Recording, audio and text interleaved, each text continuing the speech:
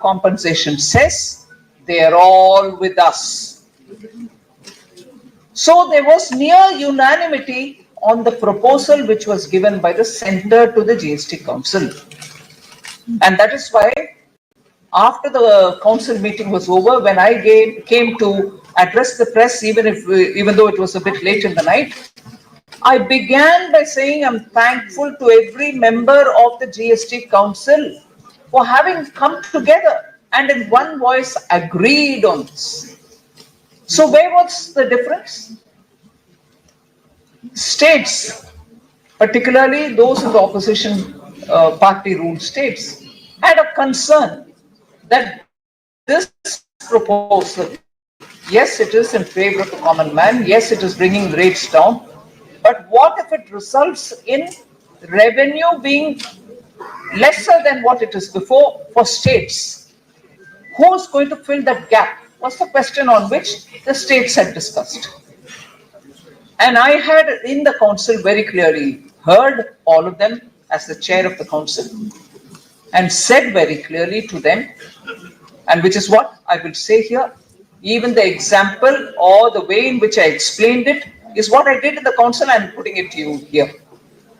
I said, if there is an impact on revenue, it is for both the centre and the states. And in the GST Council, all of us are seated as equals. The centre has 1/3. The states together have 2/3. And I sort of dramatized to say, we're all sitting together here and there is a bori or a gunny bag in the centre. All of us are earning our GST and the money goes into the gunny bag, which is in the middle. If it is falling short of our expectation, all of us have to improve our collection efficiency and bring more money into the gunny bag. If it is not because of that, and if revenue is actually showing good buoyancy and we are having more, happily all of us will share it. But I, representing the centre, I'm not sitting with a suitcase next to me which is exclusive to me, that I can take money out of it and fill the gap in the gunny bag which is at the centre. There is no donor-donee relationship within the GST Council.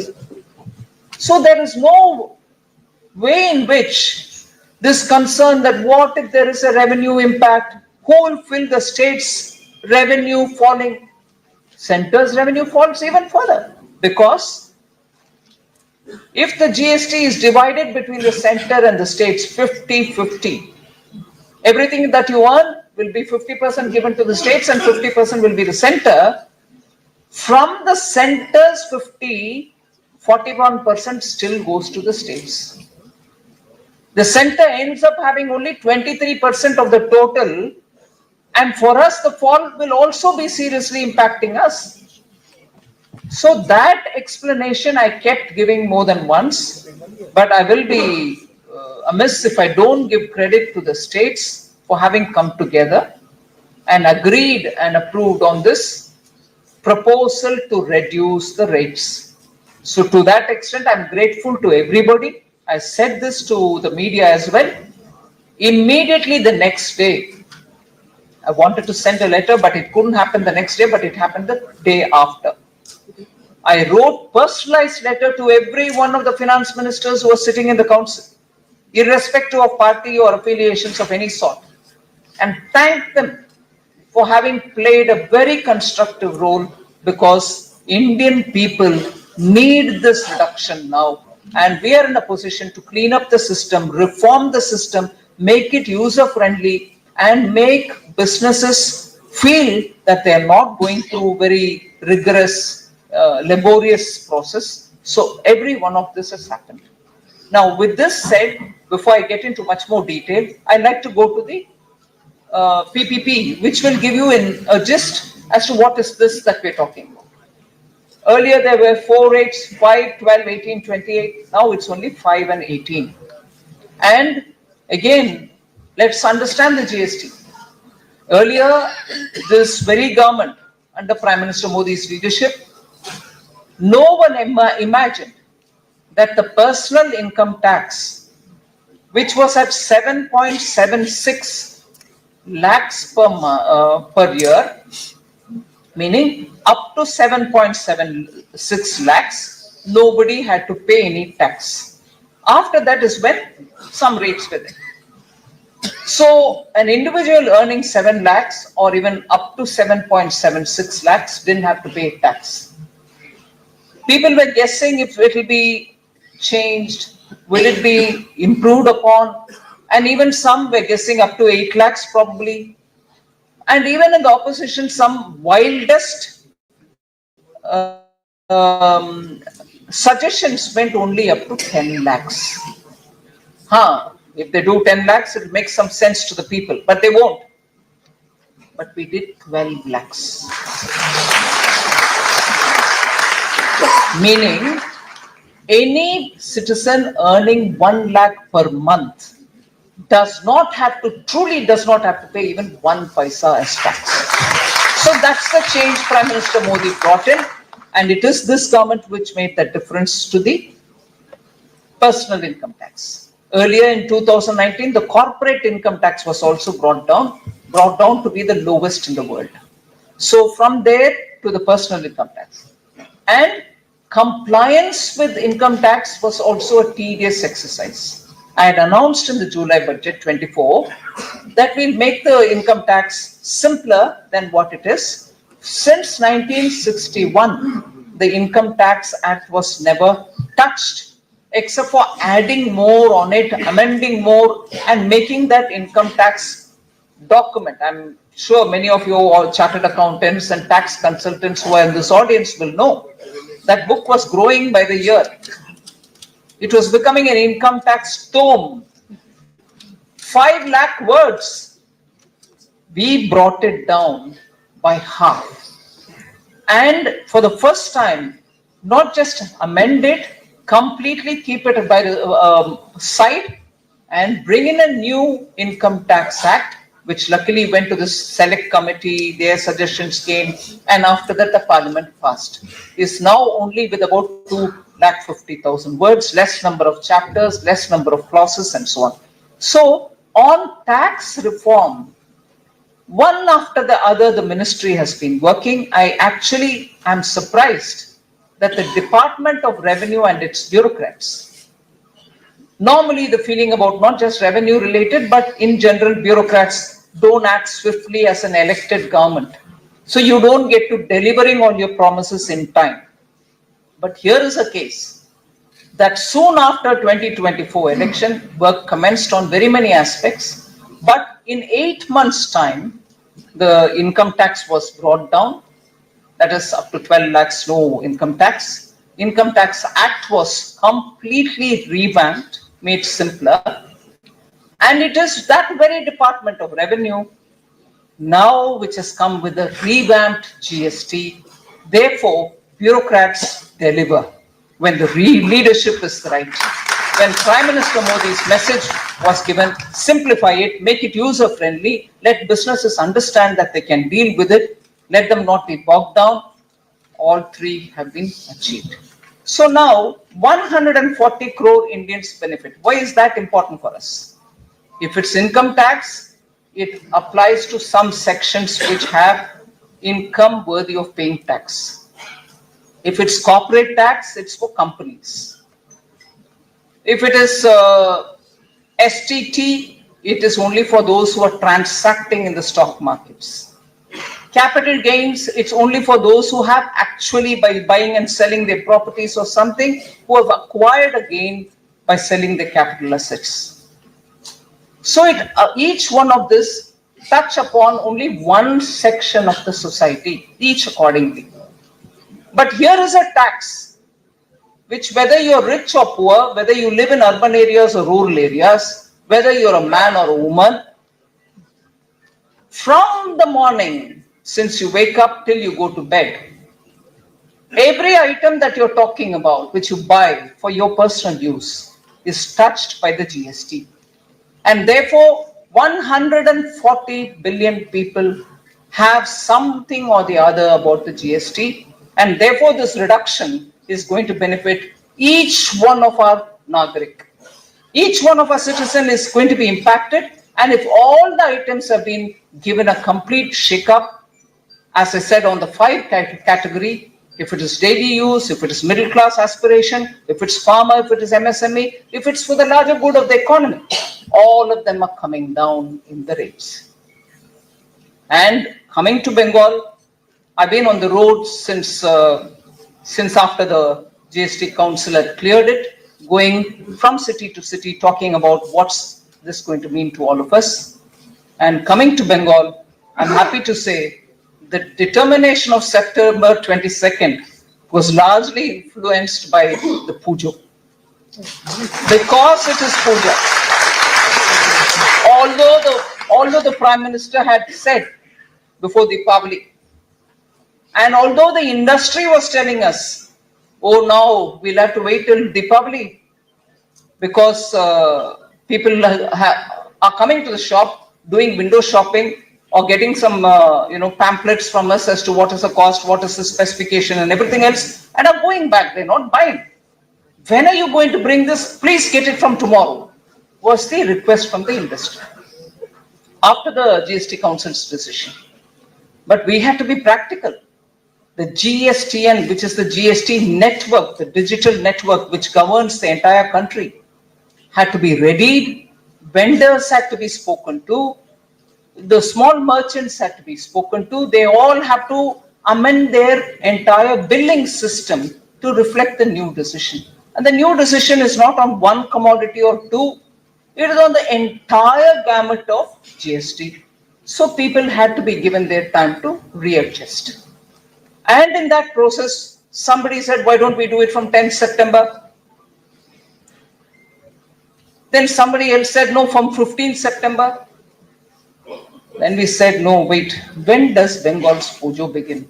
It is after the Shraddha period, which is the Pitru Paksh. So, if Prime Minister Modi indicated Deepavali, and if GST has gone through a major revamp, the Shubha Mangal Divas is first day of Navaratri, the next day of Mahalaya. So don't you see the very strong influence of Bengal in this decision making? Absolutely for y'all. So I would think the message from Bengal is what is going to influence the rest of the country, like it did during independence struggle. Like Bengal has always been leading the country. Now I would want each one of you all to go out there. Go to every shop that you want. Do the purchases. You should show the way, saying Indian economy now benefits from the GST second generation reform.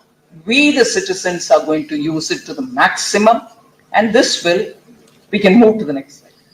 This will naturally show a lot of impact on the overall economy. But before I go to that, I want to say, in the current system, whichever number of items, so how many ever number of items are there in 12% rate, suppose they are 100, under 12% rate, 99 of them are going to 5%.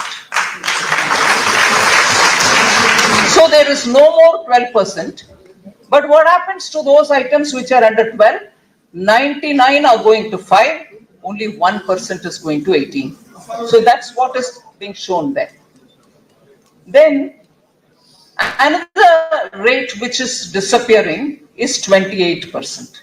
There's no more 12 in the new scheme, no more 28 also in the new scheme. And in the 28% tax, rate cut in 90% of the goods which are in 28%. So from 28, they're all moving to 18, 98%. Sorry, 90% of all those which are in the 28% rate now are moving to 18, and only the rest are going to the demerit rate of 40%. Demerit. So from now, if there is going to be any shuffling in the GST, it will be between 5 and 18. Those category which is existing in 40 cannot draw these items there.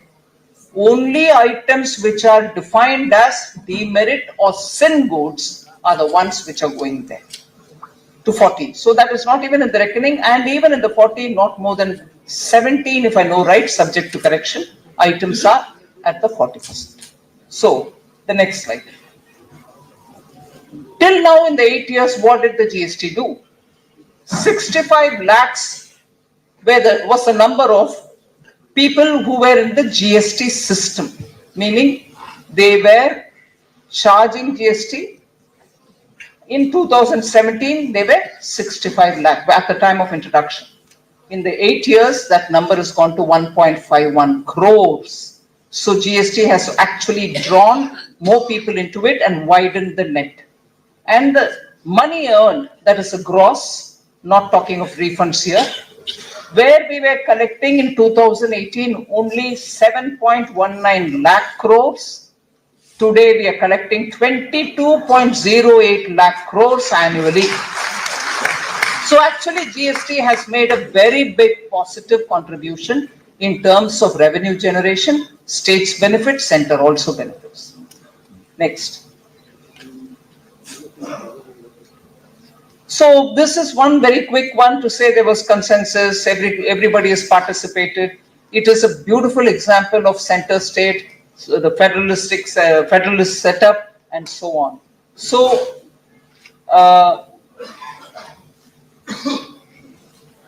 it's in a way showing maturity, because post 1947, if there was one constitutional body newly created in India, it is the GST Council. And that has periodically stood the test of every test of time. During COVID, it handled its matters. It was decided between center and state how we will make up for those revenue loss.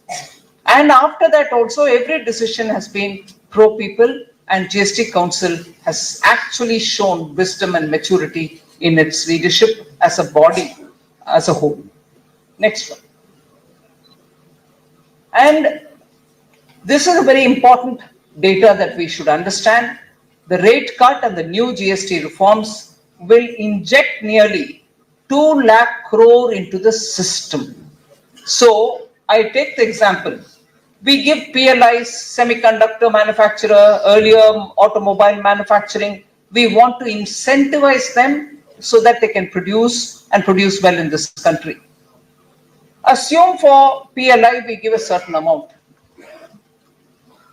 By injecting this amount through the rate cuts for GST, we are actually giving 10 times of what PLIs are giving directly to the people. You get that money in your hand, you decide how do you want to spend, you want to promote in terms of consuming certain goods from some sectors, whether it is cars or anything else, or you want to build your house, or you want to save it. So what a PLI requires, this gives the GST rate cut actually gives 10 times more than that one PLI. That money actually is going not to the sectoral producers, but to the people's hands. That's the volume that we're talking about. And similarly, if you were going to compare it with PM Awas Yojana, which is a welfare scheme for the poor who don't have house, we provide them houses. So if you were to compare it with Awas Yojana, this is 4 times more than the Awas Yojana, that the money is going to the hands of the people itself. So this reform is not just going to promote one sector, it is going to be benefiting every citizen in terms of the money that he spends in the form of tax will be far lesser than what he did before. Next. So what will the impact, overall impact be? Rates have come down, consumption can go up, higher demand and higher production. The more the demand, the companies which are selling those products will have to invest more, produce more, their capacities will go up. As a result, more production will lead to more jobs. As a result, more jobs means wider the tax base, because more people will have income to buy things and also pay tax if it comes to them at their personal whatever level of income they earn. Then from there, the tax base widens, but that will lead to a foundation for even lesser taxes. If more people are paying tax, we can even bring the burden down even further. That leads to lower taxes and more spending in the economy. The virtuous cycle will actually start moving and moving fast. Most of the economists will talk to you about virtuous cycle and vicious cycle. This is actually a classic example of what virtuous cycle can do to our economy. Next one. What are the items in which we brought down the rates? Dairy essentials, milk, paneer, curd, Bengal, paneer. The rate is now from 5% to nil. Completely remove the tax on paneer. Start your puja with happiness. Have as many rasmalais as you want or rasgullas as you want. Groceries, 12% has come down to 5%. Daily essentials, which are like hair oil, shampoo, toothpaste, soap, all of them have come down from 18 to 5%. Similarly, butter, ghee, and other bartan bagera utensils that you buy are all now to 5 from 12%. So all this actually changes the very nature of household expenditure, which will trigger a higher consumption. Household consumption can go up because of this. Actually, then also insurance, the GST on insurance premiums has come down. In fact, has been removed totally. Medical equipments, life-saving drugs, and many critical medicines rates have also come down. So health sector gets a big boost because the rates have all come down. Diagnostic equipments, medicines, life-saving drugs, insurance through policy, the GST premium being taxed, being brought down. So all four aspects of medical and health are being attended to. So then aspirational goods such as cars, fridges and ACs have all come down from 28 to 10%. We are not talking about BPS. They are percentage points, 10 percentage points coming down. Next one. I've already explained this. Drastic rural economy related products have come down. Agricultural modernization can happen. Farmer income and profitability will go up. Drastic reduction in farming costs, the inputs which go for the farmers, have all come down. Yeah. Health and fitness, I told you about it. Life insurance, I spoke. Even sporting equipments, gym costs are all, spa and things like that are all going to be affordable now. And I've again spoken about the nutritional items, the food, the milk and milk related products. So all round savings for families. Now, there was also this point about, is this reform going to help in compliance becoming simpler? I've already explained it. Blocking of capital will not happen anymore because 90% of automatic refund is happening. And because of the two-rate structure, you know where your item is, there is no confusion. Classification has been made simpler, 30% faster logistics and lower costs create a greater level playing field for all the small businesses. Next.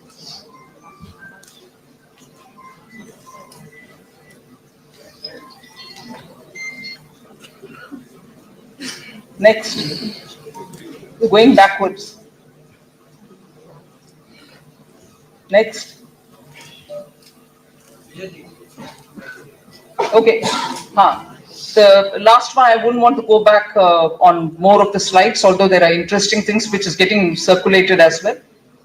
See, by powering all Atmanirbhar Bharat with lower tax on raw materials, packaging and farming goods, you're moving towards a better inverted duty structure, fixed, freeing up of capital, taxes on inputs no longer higher than the taxes on the final goods. So that itself will simplify. Third is the auto registration, making it simpler. Fourth is the ease of compliance, automated refund, AI-enabled leakage prevention. Fifth is 30% faster logistics due to no state borders checkposts. And finally, improved cash flow, reduced refund, and so on.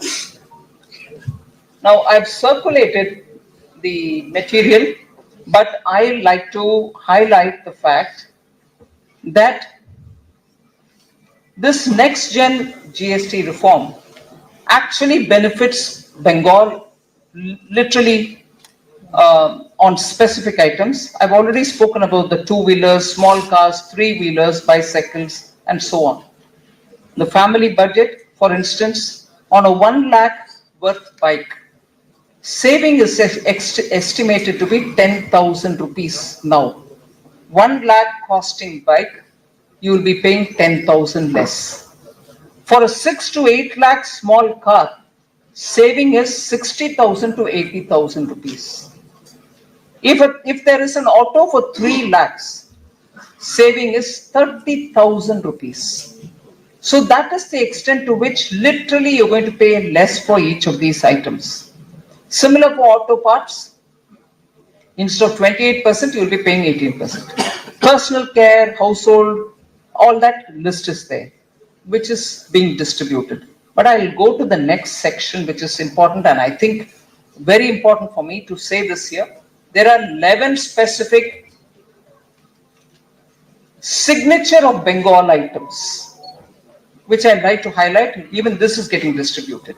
Shantiniketan leather goods. Regions which will benefit from this are Birbhum district, Shantiniketan, Bolpur, and adjacent villages like Surul and Ballavpur. What is it? The rate comes down on the item being produced there on the leather goods from 12 to 5%. I don't need to give the details. Leather items from Bengal will be lesser. Bankura, Panchmura, terracotta crafts will now be only 5%. From 12, even that has come down to 5%. And this will actually help the Kumbhakar, the pottery makers, and that will benefit them. Many artisan families live in extreme poverty. For them, an average monthly household income as low as 7,320 will now have a benefit of this tax reaching them because they can sell their products faster and reach greater markets. Madur Khati mats. I think that is being produced by Mahishya craftsmen. Mahishya is a caste, I think. They produce it. So Madur Kati mats, which are produced in Purba Medinipur, Paschim Medinipur districts, Sabang in Paschim Medinipur, Balurghat. Okay. So their products are now going to be taxed only at 5% and not 12% with this new renewed GST. Purulia Chow masks. The masks which are made in Purulia district will also now benefit because their rate is coming down from 12 to 5%. I think this is a very important traditional dance form for which the masks are being made. The next item is wooden masks of Kush Mandi. Dakshin Dinajpur district, centered Kush Mandi block, produces Mahish Batan.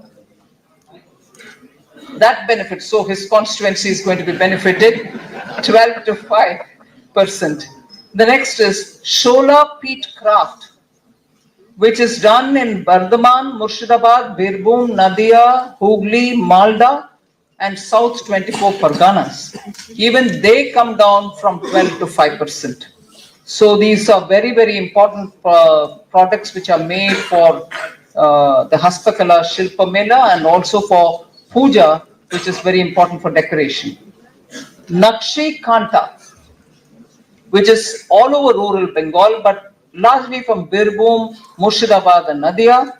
Handmade, hand embroidery items like shawls are also going to be at 5 from 12%.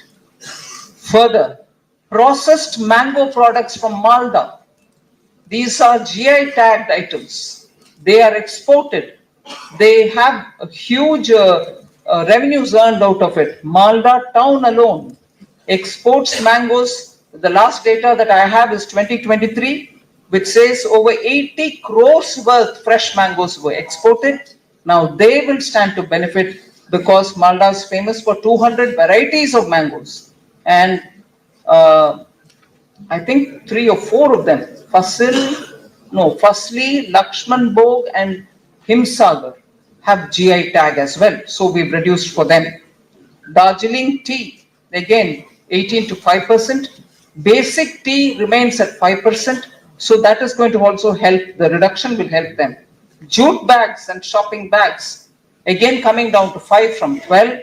Largely Kolkata, Howrah, Hooghly, North 24 Parganas district. Again, the rural activity will now be better supported. Hosiery and ready-made garments coming from Kolkata, actually Metia Bazar, Baruipur, and areas around Siliguri. All of them will benefit from this. There was a cap of 1,000 rupees earlier. Now it has been increased to 2,500. Up to 2,500, buying an item will now cost less, and therefore this is a very important thing.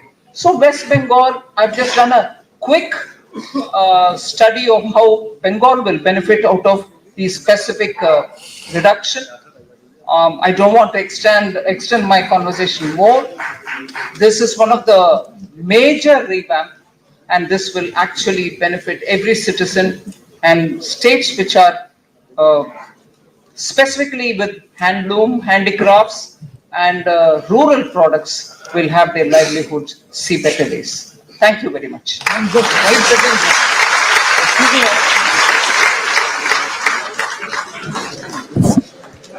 Thank you for giving me this opportunity to be with you all. I thank the BJP state party, the president, the members of parliament, the ministers, and also former minister Swapan, former MP, and also the finance domain expert who's had so many different roles, the finance commission, and also now being an MLA in Bengal's assembly. So all Varisht on the dais who represent the BJP, and also the invited audience and the enthusiasts who want to know about what exactly we have done in the GST. But in between, I will also take this opportunity to every now and then say about what is being given as per the recommendation of the Finance Commission and beyond it also. I requested the teams to distribute the facts about tax devolution, comparison between the 10 years or 11 years now of Prime Minister Modi-led government, and also the 10 years before that under the UPA, to make sure that the numbers speak for themselves. You'll be able to take more informed call on how you want to present the facts in public domain when you're all discussing. So it also talks about the number of projects which have come to Bengal in the last 10 years, and in the recent past what's more been added and so on. So the first set which got distributed to you has all the details that you need about money, devolution, projects which are coming to Bengal. All rightfully, I'm not in any way suggesting that we're doing a kind act of kindness, but I also want to confirm that there's nothing being denied. So that is what is the first set of documents. There is a second document set which is coming, probably they're just going to start distributing it, which specifically tells you about the New Gen GST reforms, in which I'm not even going to the presentation as yet. The document set which will get distributed will tell you about what are the common use items in which the rates have come down. And before I go into that detail, the new generation GST reforms is a thorough review and a proposal which resulted in a proposal after the review. So the thorough review is what? In the last 8 years, keeping the framework intact, which was a framework formed at the stage of introducing GST, and we kept improving it in the last 8 years. But there was a time about 8 months ago, Honorable Prime Minister invited me and said, look, I want you to do something about GST. What his pain was that the good work done under GST in bringing the entire market of India together, subsuming both taxes and cesses which were introduced in various states, 24 of them together, 17 laws I think, and many others, taxes and others less cesses and surcharges and duties. So they were all subsumed and India was made to be one single market so that the same item doesn't cost differently in different places, and also the toll tax and the crossing of the border, the logistic headaches, all of them were overcome. And at that time, the rates, right at the beginning, I want to put it before you, the 4 rates, which I'm not going to the presentation yet, but that presentation, that one slide will show you. It was 5, 12, 18, and 28. They were all decided on the basis of the committee which looked into how to fix the rates, and any item which was, let's say, one rate of tax in one state, another rate of tax in another state. As a result, you had the same item being at 3% in some states, 6% in some others, 7% in some others, and so on. They were brought together to be at 5. Similarly, those which were at 10 or those which were at 13 or 14 were brought together to be at 12. The closest available in the 4 rates, which was the GST from 17 till today. So that also was not fixed randomly. A complete exercise was taken up. For every item, what was the prevailing rate in different states? The closest it can be gotten, sometimes more, sometimes less, was to the 5, 12, 18 and 28 category. So that's the one which prevails. So what was the need for us to review? The need for us to review was, first of all, we didn't want 4 rates. But maybe they didn't get into one rate situation as yet. Not yet. Maybe sometime in future. So we brought together the entire set of commodities and understood it from 5 different parameters. One, is it going to help the poor, the middle class?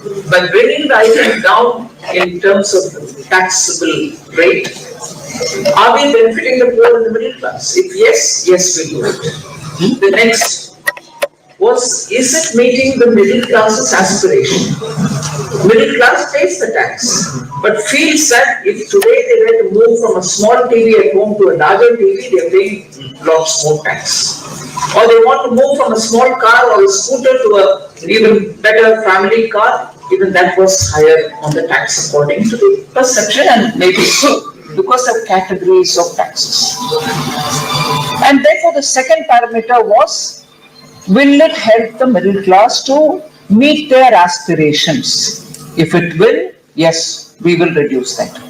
The third was, will it help farmers? Most often, when we were looking during the 8 years into matters related to farming community, it would be that that item on which the rate consideration had to happen, it used to come under the dual use category. Farmers use it, but others also use it. So for the sake of the farmer, if you were to bring down the way in which people can exploit this, would be they will put it all under the lower tax and saying farmers are buying it, whereas farmers may end up buying out of every 10, only 3 or 4, and the rest might be going for other uses. So we didn't want to treat dual use items, even if it's going to benefit the farmer somewhat, we didn't touch those. But now, when we're looking at it afresh, was there a way in which we can consider items which were useful for the farming community to be brought down. So that was my third filter. The fourth filter was, if it is going to help the MSMEs, one, for their raw material or intermediary products which they need for their production, we should consider them and make them cheaper so that MSMEs don't have to have the burden of input costs going very high. And where necessary also to give the relief through input tax credit, although the larger exercise was also to see this inversion be corrected. So input tax credit comes only when the inversion exists. We wanted to remove it, and to a large extent we've removed. But in exceptional cases like for the farmers, or for not so much for the farmers, but for those items produced for the purpose of farmers, and in the case of MSMEs, we were ready to put up with some kind of an inversion and giving refund or making people use their input tax credit. And the last category, the fifth one which we used while reviewing, was for the sake of the larger economy, particularly at a time when PM is talking about Viksit Bharat by 2047. Strictly speaking, we have only 22 years more to reach that destination. We have to be rapid about doing a lot of things.